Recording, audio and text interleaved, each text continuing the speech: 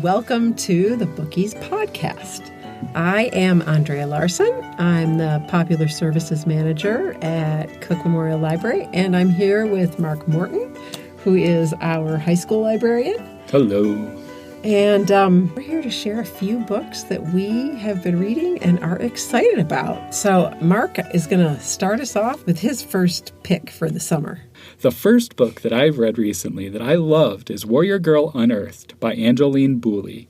It was released May 2nd, and it's the follow-up to the award-winning, critically acclaimed Firekeeper's Daughter. It tells the story of Indigenous teen Perry Firekeeper Birch. And Perry is a twin, and she's known around town as the laid-back twin, and her sister's the more hard-working overachiever. Perry's looking forward to a summer of slack, a summer of chill, where she's just relaxing and fishing. All of this changes when she crashes her Jeep that she shares with her sister, and this forces her to take a last-minute internship offered by her tribe at their tribal museum so that she can pay off the fees for the repairs. While working there, she starts to realize injustices that are taking place both in and around her tribe, including stolen remains and artifacts. And worst of all, Indigenous women continue to go missing in her community. Perry must work with other interns and allies in the tribe to repatriate the stolen remains and artifacts, and also to find out what's happening to the missing Indigenous women. What I liked about this story is that it's an exciting Indigenous heist story, and it also turns into a bit of a mystery. It's full of fun, likable characters, and there's also a lot of character development with our main character, Perry. She starts off the story kind of being known as the slacker, but then as time goes on, we start to realize that she is spunky, she's smart, she's likable, she really truly cares about her community. Also, the setting of Sugar Island is awesome. It takes place in beautiful northern Michigan. Yay! And it feels lived in and vibrant. It's full of amazing characters, both people and places, that makes you truly want to go and visit there. It's the perfect thrilling summer read for someone who wants to visit a vacation place like Sugar Island, but it's also great for fans of the first book or fans of Courtney Summers or maybe even Darcy Little Badger. Yeah, and full disclosure, Mark and I are both native Michiganders, so we both get really excited about books set in Michigan, specifically beautiful places like the Upper Peninsula. But like you, one of the things that I also liked about the book was that character development and really watching Perry grow from, a very immature 16-year-old to somebody who's really thinking more and more about the choices that she's making and how she can give back to her community. The other thing, you don't have to have read the first book to appreciate this one, right? Yeah, absolutely. So the first book, if you read that, it gives you some background flavor, but it's not required to read the second book. I love both, so I highly recommend you read both. But if hearing this, you just want to dive in with Warrior Girl Unearthed, I think you'd be just fine. All right, well, the next book that I have to share it's a Stephen King book, which for me is kind of interesting because I'm not a horror reader. Unlike Mark, who loves horror. I do. I love horror. I've only read the non-scary Stephen King books, like the Mr. Mercedes trilogy. So when Fairy Tale came out about a year ago, I was excited because I was like, it's a big fantasy book. Gosh, did I enjoy this book. It has this incredibly likable main character, a 17-year-old boy named Charlie Reed, who lives with his dad, a recovering alcoholic. And one day, Charlie kind of rescues this grouchy old man who lives in this famously creepy, crumbling old house in their town. And before long, Charlie is taking care of this old man and his dog, Radar. When the man dies, he leaves his house and dog to Charlie, along with this mysterious shed in his backyard that contains a portal to a fantasy world. Ooh. Yep. So when Charlie and Radar go through the portal, they discover a fairy tale land that has been taken over by some horrible evil force. And Charlie kind of becomes the prince who has to save the day. What I loved about this book is how it refers to so many different fairy tales. Charlie himself is often comparing his experiences to the stories he grew up with. It kind of reminded me of one of my very favorite musicals, Into the Woods, where you bring together elements of lots of different fairy tales that everybody knows. Like, you've got giants, you've got dwarves, you've got stolen gold, and you've got this classic good versus evil trope.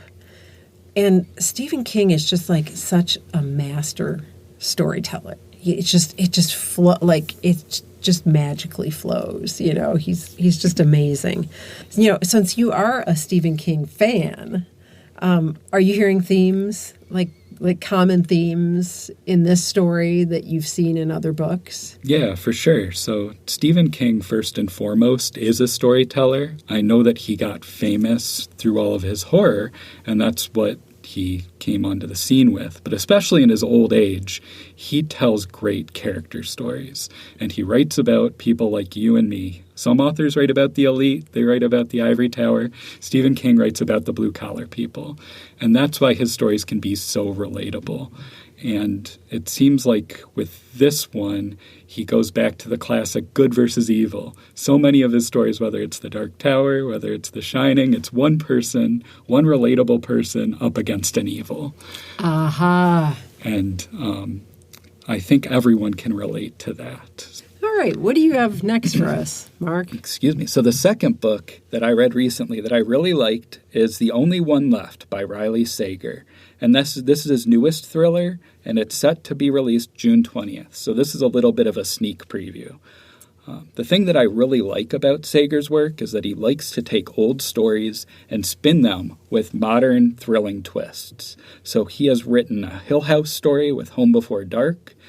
He's written a Rear Window story with House Across the Lake from 2022. And his most recent one is The Only One Left. And this is his Lizzie Borden story. So going back to Maine and Stephen King, this book takes place in Maine in the 1980s.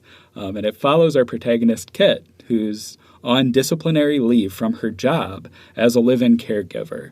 And unfortunately, she's on leave because one of her patients dies under her care. And when she's going back, her boss makes her take a job with their local Lizzie Borden. It's either work with this character or you don't have a job. Oh, boy. So our character is an elderly woman named Lenora, and she's thought to have killed her sister and her parents back in 1929. And she lives in a crumbling old Gothic-style mansion on a cliff near the ocean. So this is our setting that Kit is walking into.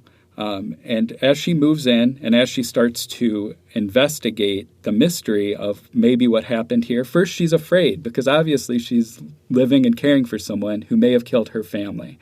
But as she spends time with her, she starts to have a connection with Lenora, and she starts to think maybe she was falsely accused, like I think I was falsely accused of the patient dying under my care. Maybe she's being blamed for something she didn't do.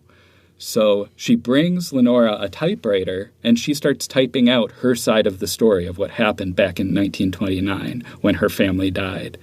And what follows is a Gothic whodunit full of twists and turns and the threat of the mansion falling into the sea. Oh, no.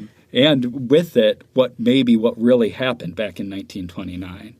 So Sager's books are great popcorn reads. I love them in the summer. I make sure to read his each summer. They're perfect for the porch. They're perfect for the beach. And this book is no different. It's twisty. It's dramatic. It's a little gothic. It's perfect for readers of creepy thrillers or for fans of Gillian Flynn or Sylvia Moreno-Garcia. I haven't read any Riley Sager yet, and he's so popular. I mean, we can't keep his books on the shelf. I've been reading him since his first one, and it was interesting because when I read that first one, I wasn't hearing a lot of people talking about him. But now it seems like as each book releases, he just gets more and more popular. Mm-hmm. All right, well, my second book is totally different from the kinds of things we've been talking about today. This one is literary fiction, and it's really more of a character study. It's called The Librarianist by Patrick DeWitt, and it comes out on July 4th. You know, because of the title, I thought it was going to be all about like librarians and libraries, but it's really kind of not. It just happens to have a very solitary librarian main character who finds community in the later years of his life.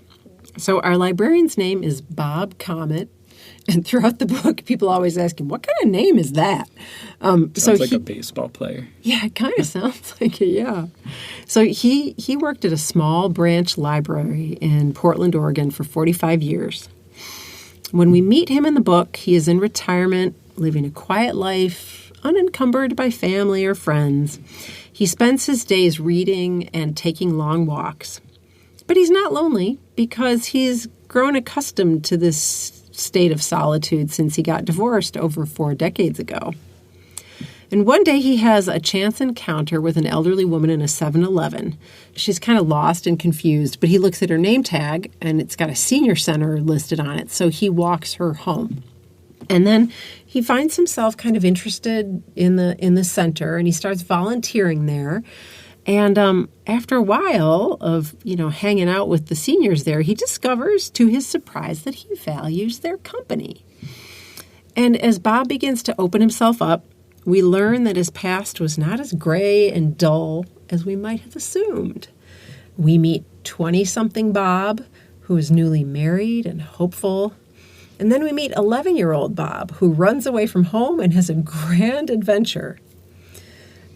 One of the things about this book that I really liked is that it felt like a Wes Anderson movie, particularly the section where Bob runs away. There's a 1940s Oceanside hotel setting, these larger-than-life quirky characters, and there's this understated deadpan dialogue.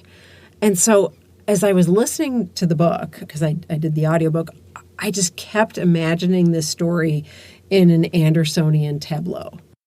DeWitt kind of combines humor and sadness with a dose of the absurd. He creates this story that is both surprising and tender. And I feel like Wes Anderson kind of does a similar thing.